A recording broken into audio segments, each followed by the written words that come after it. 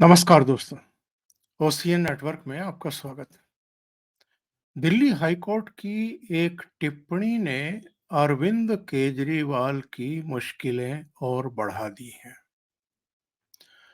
जो सियाणे लोग होते हैं, जो चालाक लोग होते हैं और जो कानून को कुछ नहीं समझते, सरकारी जांच एजेंसियों को धता बताने की कोशिश करते हैं और उनके जो नोटिस या समन होते हैं उनकी भी अनदेखी करने का दुस्साहस करते हैं।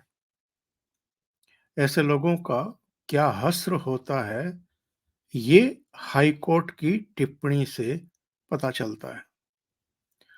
हाई कोर्ट वैसे इनके ही एक करीबी पहुंचे थे, अमानतुल्ला खान, जो ओखला से एमएलए हैं।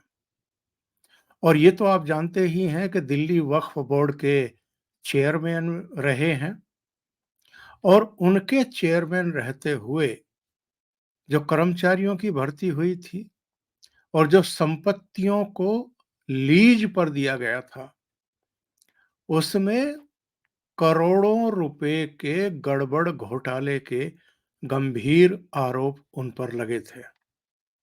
दिल्ली पुलिस की भी 3 शिकायतें, सीबीआई को जांच सौंपी गई थी, सीबीआई ने एफआईआर लॉन्च की थी और उसके बाद ईडी इसमें इन्वॉल्व हुई थी। ईडी ने इनके यहाँ, इनके ठिकानों पर छापेमारी की थी और बहुत सारे दस्तावेज बरामद किए थे, कुछ और चीजें बरामद हुई थी जिनसे ये पता चला था कि जो गड़बड़ घोटाला किया है इन्होंने, उससे जो पैसे की वसूली हुई है, रकम की वसूली हुई है,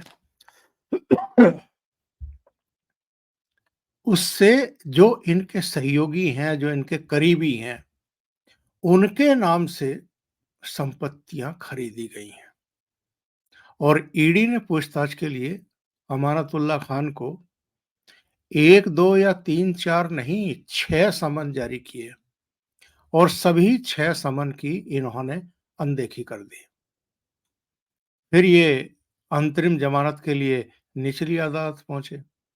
निचली अदालत ने इनको अंतरिम जमानत देने से इनकार कर दिया, यानी इनकी याचिका को खारिज कर दिया। फिर ये दिल्ली हाई कोर्ट शरण में गए। अब दिल्ली हाई कोर्ट ने जो टिप्पणियां की हैं, एक तरीके से इनकी बाट लगा करके रख दी है, इनको फटकारा है और ये कहा है कि एक विधायक या सार्वजनिक व्यक्ति देश के कानून से ऊपर नहीं है। और जो दिल्ली पुलिस की शिकायतें थी, सीबीआई की एफआईआर थी और ईडी की जांच पड़ताल के लिए समन थे, उनका सम्मान किया जाना चाहिए।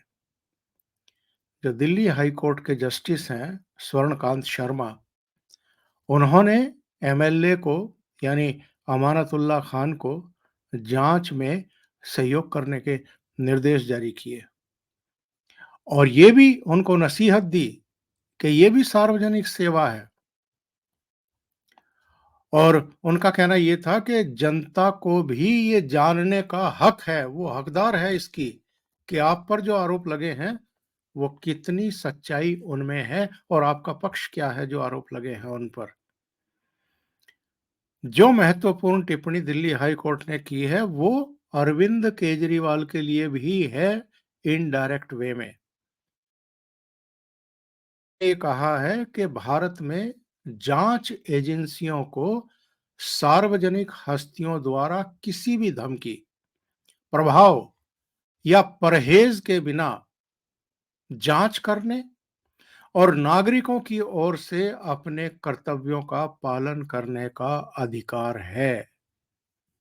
और सबसे महत्वपूर्ण बात कि जांच एजेंसी के सम्मन को बार बार नकारना कानूनी तौर पर गलत है। और ये टिप्पणी इनडायरेक्ट वे में अरविंद केजरीवाल के लिए एक दिशा निर्देश की तरह है, एक आलोचना की तरह है और उनको आईना दिखाने की तरह है। अरविंद केजरीवाल को शराब घोटाले में अब तक 8 समन जारी हो चुके हैं। पहला समन 2 नवंबर 2023 को जारी हुआ। दूसरा 21 दिसंबर 2023 को जारी हुआ। तीसरा 3 जनवरी 2024 को। चौथा 17 जनवरी 2024 को। फिर 14 फरवरी को। उसके बाद फिर 22 फरवरी को 7वां, और 27 फरवरी को जो 4 मार्च के लिए था, वो 8वां समन जारी किया गया था। और जब 5 समन पर भी ये ईडी के सामने प्रस्तुत नहीं हुए थे, तो ईडी पहुंची थी राउज एवेन्यू कोर्ट। उसका दरवाजा खटखटाया था और ये जानकारी दी थी कि 5 समन जारी होने के बावजूद अरविंद केजरीवाल शराब घोटाले में जो उन पर आरोप हैं, या उनके सहयोगियों पर आरोप है, या उनकी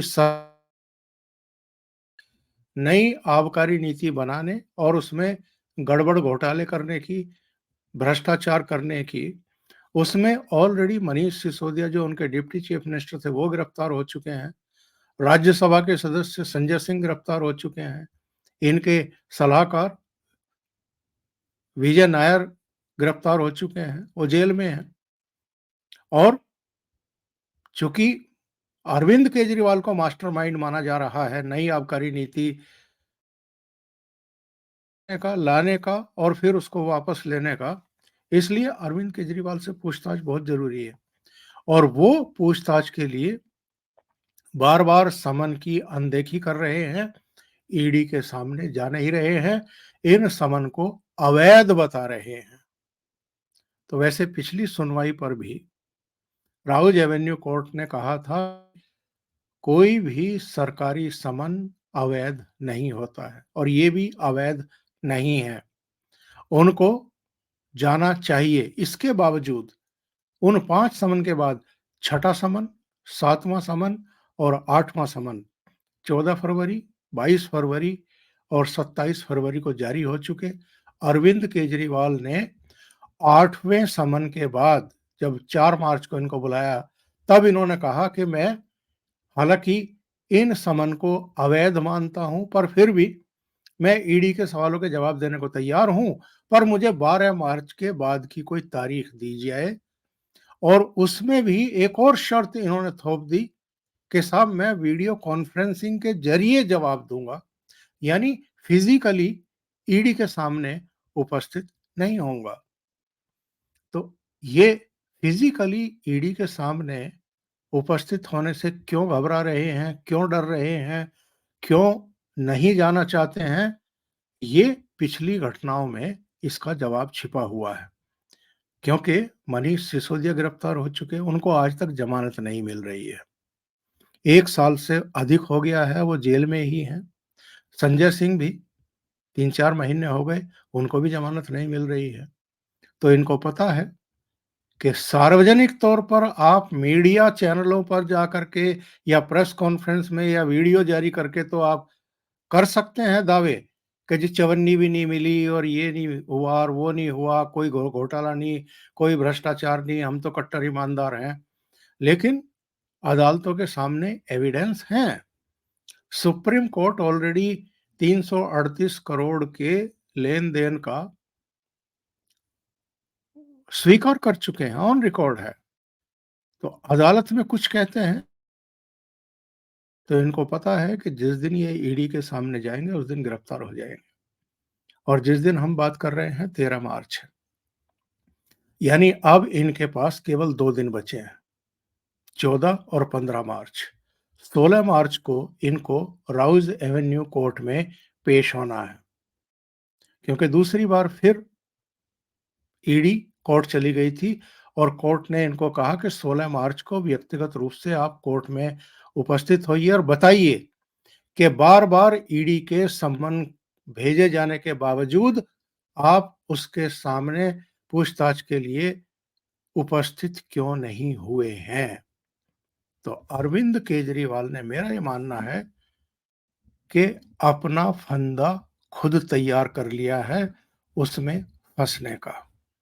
और जब भी गिरफ्तार होंगे, तब इनको ज़मानत मिलना बेहद कठिन होगा, क्योंकि इन्होंने एक तरीके से ऐसी स्थितियाँ, परिस्थितियाँ निर्मित कर दी हैं कि ईडी और ईडी के जो लीगल टीम होगी, वो कोर्ट से कहेगी कि ये तो पूछताछ तक में सहयोग करने को तैयार नहीं थे। तो ऐसे व्यक्ति को ज़मानत देना तो और भी खतरनाक होगा। तो अपना मानना ये है कि अरविंद केजरीवाल ने अपना फंदा अपने हाथों से ही तैयार कर लिया है, और जब इसमें फँसेंगे तो निकलना बहुत मुश्किल होगा। अभी के लिए इतना ही। बहुत-बहुत धन्यवाद। अगर आपको ये चैनल और इसके कंटेंट पसंद आ रहे हैं, तो लाइक करें, कमेंट करें, वीडियो को शेयर भी करें। अभी तक अगर आपने ये चैनल सब्सक्राइब नहीं किया है, तो सब्सक्राइब कर लें और साथ में लगे बेल आइकॉन को दबा दें, ताकि आगे आने वाले वीडियो और उनके नोटिफ़िकेशन आप तक पहुँचते रहें। बहुत-बहुत धन्यवाद। नमस्कार।